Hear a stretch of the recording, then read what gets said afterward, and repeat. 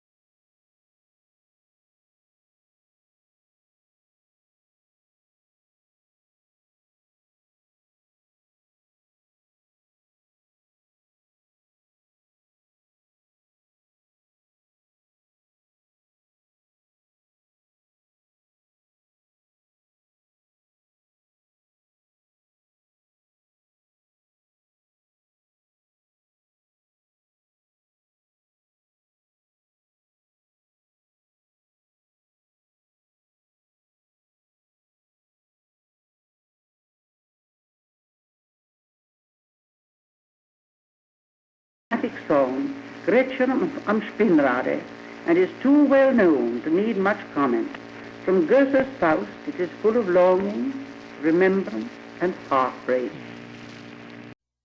It is a great pleasure that I should come before this public, few of whom are old enough to have heard me before I retired from the Metropolitan 30 years ago.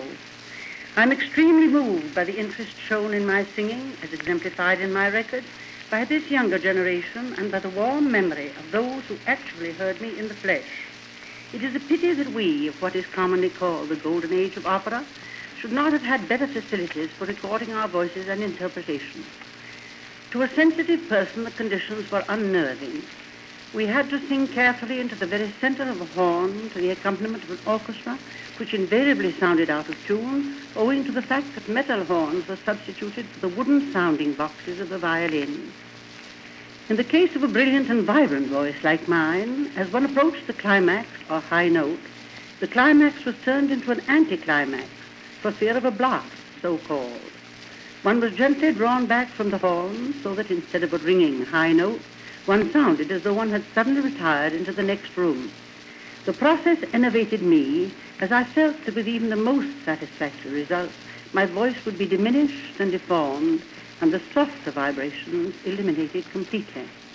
It is only here and there in my records that one can form an idea of the real quality of sound that came from me.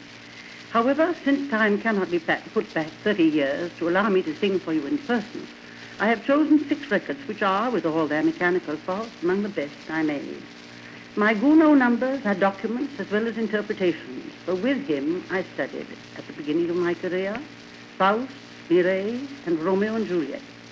As the heroine of the last opera, I made my operatic debut 50 years ago, and I call special attention to this record of the waltz, which is sung as Gounod taught it to me, absolutely in time and without the meaningless holes and retards that one so often hears. While in Venice on my wedding journey in 1891, I studied the role of Santuzza in Cavalleria Rusticana, which I sang in the first Metropolitan production that same year. In 1893, however, I relinquished it to Emma Calvé in order that the great French soprano might make her American debut in one of her most effective portrayals. I have chosen Santuzza's aria as one of my best records, and as one strongly contrasting with the florid display of our first number. In the aria to be heard now, Santuzza gives vent to the despair of a woman whose lover has abandoned her for another. During the season of 1905 and 6, I went on the first of my nationwide concert tours. The famous cellist Holman was one of my assisting artists, and our performance of his lovely song, Chanson d'amour, was always a popular feature. We play now a record of that song, which I made in 1905, with Holman himself playing the cello obbligato.